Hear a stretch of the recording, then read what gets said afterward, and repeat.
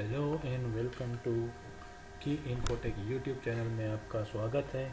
और साथ ही साथ मैं आपका स्वागत करता हूं एक्सेल बेसिक से लेके एडवांस तक के सफ़र में। दोस्तों, हमने लास्ट लेक्चर में देखा था कि किस तरीके से हम सेल को प्रोटेक्ट करते हैं, किस तरीके से लॉक अनलॉक करते हैं, किस तरीके से हमारी वर्कशीट को प्रोटेक्ट करते हैं और फाइल को किस तरीके से पासवर्ड डालते हैं। ये हमने लास्ट लेक्चर में देखा था। आज का लेक्चर है कि किस तरीके से हम टेबल की फॉर्मेटिंग करेंगे। अब आपके सामने ये जो शीट बनी हुई है उसको हम टेबल फॉर्मेट में कन्वर्ट करेंगे। जब भी हम इसको टेबल फॉर्मेट में कन्वर्ट करते हैं तो काफ़ी सारे ऑप्शंस हमारे लिए एनेबल हो जाते हैं।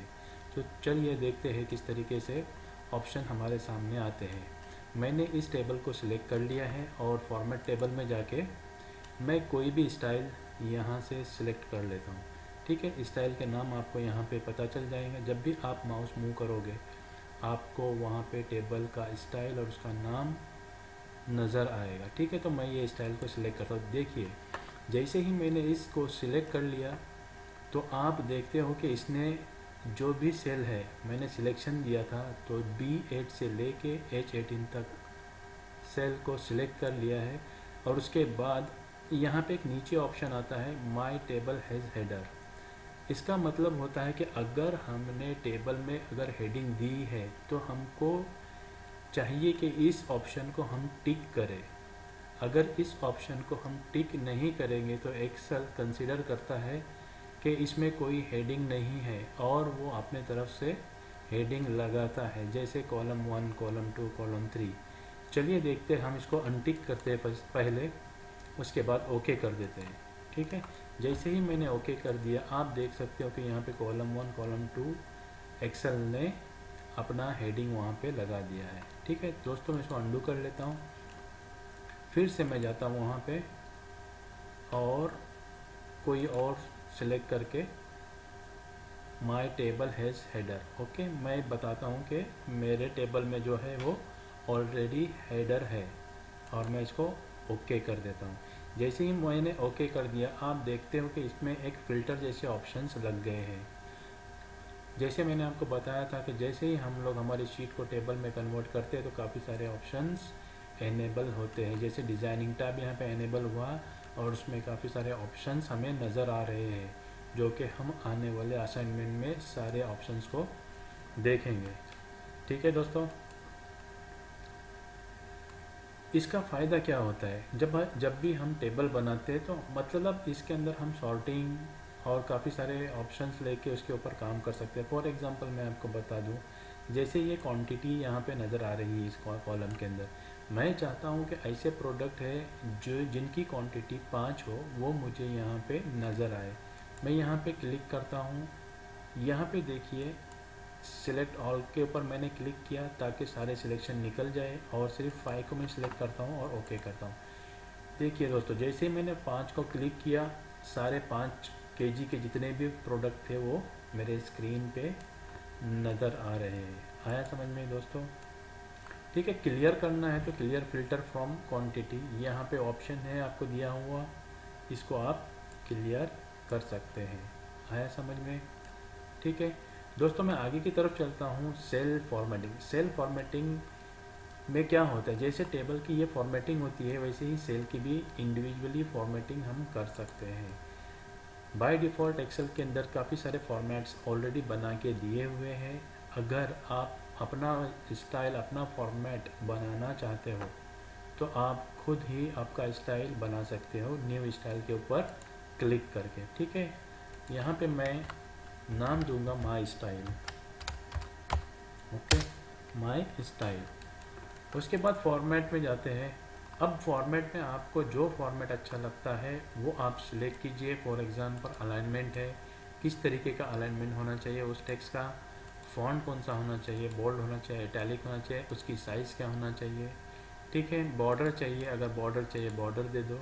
मैं इतने सारे ऑप्शन लिया हूँ और उसके बाद मैं कलर भी सिलेक्ट कर लेता हूँ और ओके करता हूँ। ठीक है, और ये माई स्टाइल मेरे सेल टैब के अंदर ऐड हो जाएगा। ठीक है, जब भी मुझे किसी सेल की फॉर्मेटिंग करनी है, फॉर एग्जांपल मैं इस डेट की फॉर्मेटिंग करना चाहता हूँ, सिंपली मैंने डेट को सिलेक्ट किया, सेल में गया, माई स्टाइल पे क्लिक किया, तो देख सकते हैं आप दोस्तों इस तरीके से आप अपनी खुद की स्टाइल बना सकते हैं, ठीक है, ताकि आप कहीं पर भी उसे यूज़ कर सकते हैं।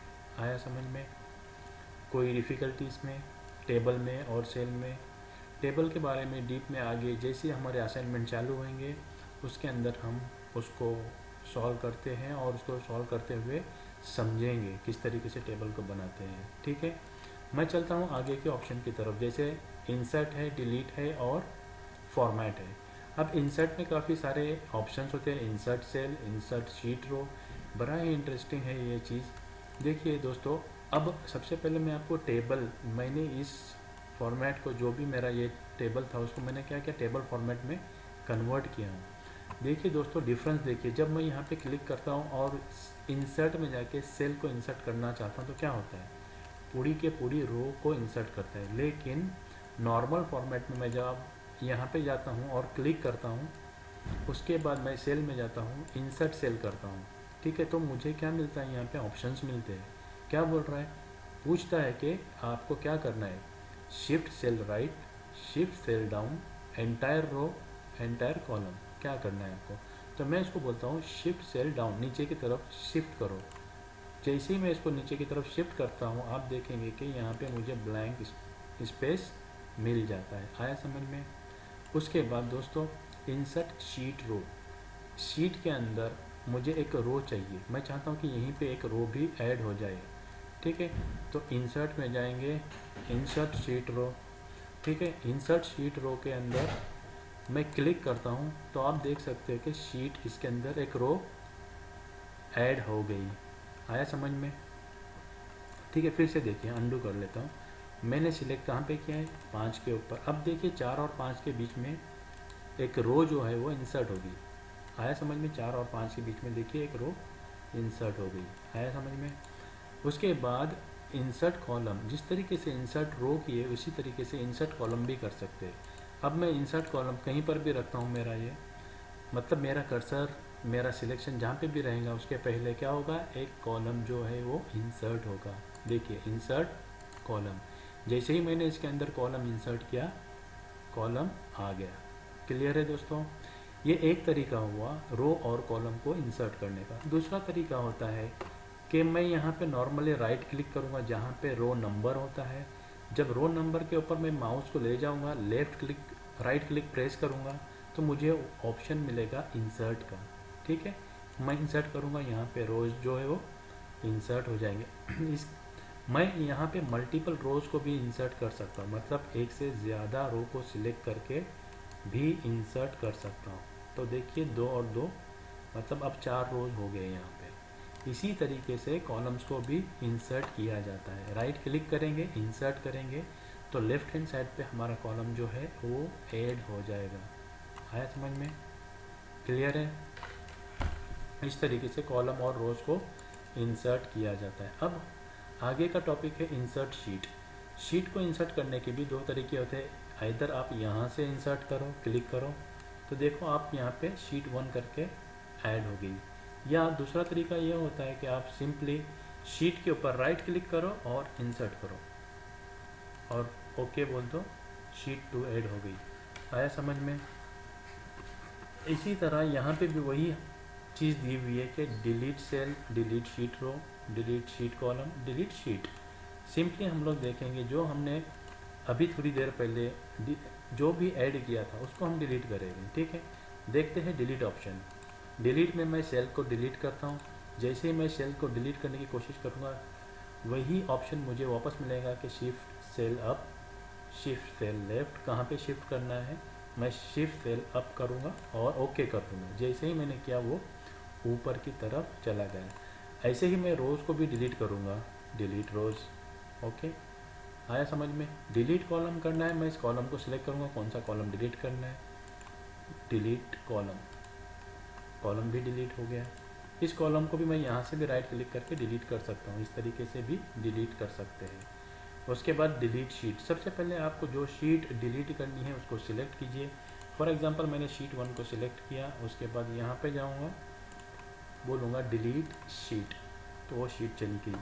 आइदर आप यहाँ पे राइट क्लिक करो बताओ डिलीट शीट, शीट जो है वो डिलीट हो गई। आया समझ में। अब चलते हैं आगे फॉर्मेट की तरफ। अब फॉर्मेट में काफ़ी सारे ऑप्शंस दिए हुए हैं, जैसे रो की हाइट है, ऑटो रो फिट है, ठीक है। हम लोग उसको देखेंगे कि किस तरीके से रो की साइज़ वगैरह कंसीडर किए थे। अब मैं इस सेल की साइज़ क्या है, बाय डिफ़ॉल्ट साइज़ देखो इसकी क्या होती है। मैं नॉर्मली यहाँ पे क्लिक करता हूँ फॉर्मेट में, और उसकी साइज़ डिफ़ॉल्ट विड्थ कितनी है 8.43। ओके।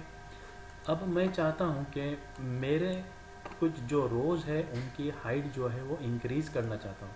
फॉर एग्ज़ाम्पल मैं इस रो की हाइट को इंक्रीज़ करना चाहता हूँ, तो मैं यहाँ पे सिलेक्ट करूँगा, फॉर्मेट में जाऊँगा, रो हाइट में जाऊँगा, बोलूँगा 25। आया समझ में। देखिए रो की हाइट इंक्रीज़ होगी। मैं चाहता हूँ कि कॉलम की साइज़ भी थोड़ी इंक्रीज़ हो। सेम ऑप्शन, फॉर्मेट में जाऊँगा, कॉलम की विड्थ को बढ़ाऊँगा। सॉरी दोस्तों, कॉलम की जो है वो विड्थ होती है और रो की जो है वो हाइट होती है। ओके, 25। आया समझ में। रो जो है वो चौड़ा हो गया। ओके। इसी तरीके से मैं चाहता हूँ कि मेरे सारे रोज़ की जो हाइट है वो एक जैसी हो। अब देखो यहाँ पे आपको किसी की कम किसी की ज़्यादा नज़र आ रही है, ठीक है। मैन्युअली भी आप कर सकते हो। देखो जैसे मैंने 10 के पास ले गया अपना माउस, यहाँ पे जो मेरा कर्सर है वो एक एरो में बदल जाता है। एरो का डायरेक्शन ऊपर और नीचे की जानिब होता है। आप नीचे भी कर सकते हो और ऊपर की जानिब भी कर सकते हो। इस तरीके से सेल को या रो को आप अरेंज कर सकते हैं, ठीक है। लेकिन अगर मैं ऐसे करने जाऊंगा तो मुझे काफ़ी टाइम जाएगा। मुझे चाहिए सारों की हाइट 25। मैं क्या करूंगा, सारों को इस तरीके से सिलेक्ट करूंगा, इसी के ऊपर मैं राइट क्लिक करता हूं और जाता हूं रो हाइट के अंदर, और यहाँ पे नॉर्मल टाइप करता हूँ 25। जैसे ही मैंने 25 टाइप किया, आप देख सकते हो सारे रोज़ की जो हाइट है वो बढ़ गई है। इसी तरह से कॉलम की विड्थ को भी आप बढ़ा सकते हैं। जितने कॉलम की विड्थ आपको चाहिए उस हिसाब से आइदर इसके ऊपर राइट क्लिक करके कॉलम विड्थ में जाइए, या तो फिर फॉर्मेट में जाके कॉलम विड्थ यहाँ पे टाइप कीजिए। वो हिसाब से वो कॉलम चौड़ा हो जाएगा। आया समझ में। कंसेप्ट क्लियर है यहाँ तक। अब यहाँ पे आता है ऑटो फिट रो हाइट। अब इसमें मैं चाहता हूँ कि ये जो रो की हाइट है वो ऑटो फिट हो। उस साइज़ के, किसके साइज़ के, टेक्स्ट के साइज़ से वो ऑटो फिट होना चाहिए। मैंने इतने रोज़ को सिलेक्ट किया, फॉर्मेट में गया, ऑटो फिट रो हाइट, ठीक है, ऑटो फिट रो हाइट। इस तरीके से हम लोग रो की और कॉलम की भी हाइट ऑटो फिट कर सकते हैं, ठीक है। कॉलम की विड्थ, यहाँ पे ऑटो फिट का ऑप्शन है, इसको क्लिक करेंगे तो कॉलम भी हमारे कॉलम नेम के हिसाब से एडजस्ट हो जाएंगे। आगे की तरफ चलते हैं, विजिबिलिटी, हाइड एंड अनहाइड। अब इसके अंदर हाइड भी कर सकते हैं, अनहाइड भी कर सकते हैं। रोज़ को हाइड करना, कॉलम्स को हाइड करना, अनहाइड करना, कभी कभी मुझे ऐसा लगता है कि मेरा जो यूनिट्स है वो किसी ने नहीं देखना चाहिए, तो मैं क्या करूँगा, उस कॉलम को सिलेक्ट करूँगा, फॉर्मेट में जाऊँगा और हाइड कॉलम, ठीक है। ये जो कॉलम है वहाँ से हाइड हुआ। फर्स्ट रो को हाइड करना चाहूँगा तो फर्स्ट रो को मैं सिलेक्ट करूँगा, फॉर्मेट में जाऊँगा, हाइड रो। आया समझ में दोस्तों किस तरीके से हाइड और अनहाइड करते हैं। अनहाइड करने के लिए सिंपली आप उसी तरफ जाइए, इसको सिलेक्ट करते हैं कॉलम को, फॉर्मेट में जाते हैं और कहते हैं अनहाइड कॉलम्स, ठीक है। इसी तरीके से रो को भी अनहाइड कर सकते हैं। फॉर्मेट में गए, अनहाइड रोज। क्लियर है, समझ में आया इतना, ठीक है। उसके बाद ये एक तरीका यहाँ से है एक ऑप्शन। दूसरा ऑप्शन हमेशा आप राइट क्लिक करके भी ले सकते हो। हाइड और अनहाइड दोनों ऑप्शन कॉलम में भी आएंगे और रोज़ के अंदर भी आएंगे, ठीक है। देखो ये रोज़ के लिए हाइड अनहाइड है, यहाँ पे राइट क्लिक करो, अनहाइड हाइड जो है वो कॉलम के लिए भी होता है। आया समझ में, ठीक है। Rename sheet, rename sheet, sheet को रीनेम करने का एक तरीका है। फॉर एग्ज़ाम्पल मैं इस शीट को रीनेम करना चाहता हूँ, मैंने शीट 4 को सिलेक्ट किया, फॉर्मेट में गया, रीनेम शीट, ये एक तरीका होता है। और दूसरा तरीका होता है शीट के ऊपर राइट क्लिक कीजिए, रीनेम में जाइए, ठीक है। मैं बोलता हूँ SH-1, आया समझ में किस तरीके से करते हैं शीट को रीनेम? क्लियर है? उसके बाद होता है मूव एंड कॉपी। किसी शीट को आपको डुप्लीकेट बनाना है, उसकी कॉपी बनाना है, तो भी ये ऑप्शन आपके पास अवेलेबल है। फॉर एग्जांपल 1 जैन 2020 इस शीट का नाम है, मैं चाहता हूँ कि इसकी डुप्लीकेट कॉपी बने। मैंने उस शीट को सिलेक्ट किया, फॉर्मेट में गया, यहाँ पे मूव एंड कॉपी का एक ऑप्शन मिलेगा। अब वो पूछता है कहाँ पे, बिफोर कौन से शीट के आगे होना चाहिए, कौन से शीट के पीछे होना चाहिए। मैं बोलता हूँ लास्ट में होना चाहिए। क्या होना चाहिए? क्रिएट अ कॉपी, उसकी एक कॉपी बनना चाहिए। ये एक तरीका हुआ दोस्तों। दूसरा तरीका होता है कि आप उसी शीट को क्लिक करो, क्लिक प्रेस करते हुए कंट्रोल कीबोर्ड से कंट्रोल की को प्रेस करो और थोड़ा सा ड्रैग करो। ठीक है, देखिए ये दूसरा तरीका हुआ उसको कॉपी करने का। आया समझ में? क्लियर है कंसेप्ट किस तरीके से किया हमने? उसके बाद मूव भी इस तरीके से कर सकते हैं। मैं क्या किया हूँ, 1 जैन 2020 पार्ट 3 को मैंने सिलेक्ट किया, फॉर्मेट में गया, फॉर्मेट में जाके मूव कहाँ होना चाहिए? मूव एंड में जाना चाहिए। ओके, मैंने यहाँ पे मूव किया। आया समझ में? ये एक तरीका होता है मूव करने का। दूसरा तरीका होता है सेम, माउस का लेफ़्ट क्लिक कीजिए और उसको उठा के सिर्फ जहाँ चाहिए आपको वहाँ पे ड्रैग और ड्रॉप कीजिए। आया समझ में? इस तरीके से भी मूव कर सकते हैं। क्लियर है? उसके बाद टैब कलर ऑलरेडी हमने देख चुके हैं। मैं अगर किसी टैब को कलर देना चाहता हूँ, फॉर एग्जांपल SH1 को मैं कलर देना चाहता हूँ, तो मैं कलर में जाऊँगा और उसको कलर दे दूँगा सिंपली। आप देखोगे कि SH1 को कलर आ गया है। आया समझ में? उसके बाद प्रोटेक्ट शीट, लॉक सेल, ये सारे चीज़ें हमने ऑलरेडी देख चुकी हैं इसके पहले लेक्चर में। फॉर्मेट सेल, ये भी सारी चीज़ें हमने देख चुके हैं। नंबर, अलाइनमेंट, आप पिछले लेक्चर में आप जाके देख सकते हैं, इसके ऊपर मैंने लेक्चर बनाया हुआ है, काफ़ी इंटरेस्टिंग लेक्चर है। उसके बाद फॉन्ट, बॉर्डर, फील, प्रोटेक्शन, ये सारे चीज़ें हमने ऑलरेडी देख चुके हैं लास्ट लेक्चर में। ठीक है दोस्तों यहाँ तक मैं आज का अपना लेक्चर जो है वो ख़त्म करता हूँ। मिलते हैं कल अगले लेक्चर में नई सीरीज़ के साथ, जिसमें बहुत ही इम्पोर्टेंट है फील। इसके बारे में देखेंगे हम लोग। काफ़ी सारे ऑप्शंस है फील के ऊपर, मैं एक अलग से लेक्चर दूंगा, 2 मिनट का या 5 मिनट का लेक्चर होगा। बड़ा ही इंटरेस्टिंग और इम्पोर्टेंट लेक्चर रहेगा ये वाला। सम के बारे में हम जब फॉर्मूला और शीट असाइनमेंट चालू करेंगे उसमें हम सम को देखेंगे। फ़िलहाल हम सेल की फॉर्मेटिंग, शीट डिज़ाइनिंग के बारे में सीख रहे हैं और एडजस्टमेंट के बारे में सीख रहे हैं। ठीक है दोस्तों, तो कल मैं फील के बारे में बताऊंगा, उसके बाद क्लियर फॉर्मेट और उसके बारे में बताऊंगा और सर्च के बारे में बताऊंगा। ठीक है दोस्तों, तो मिलते हैं अगले लेक्चर में। तब तक के लिए goodbye, have a nice day.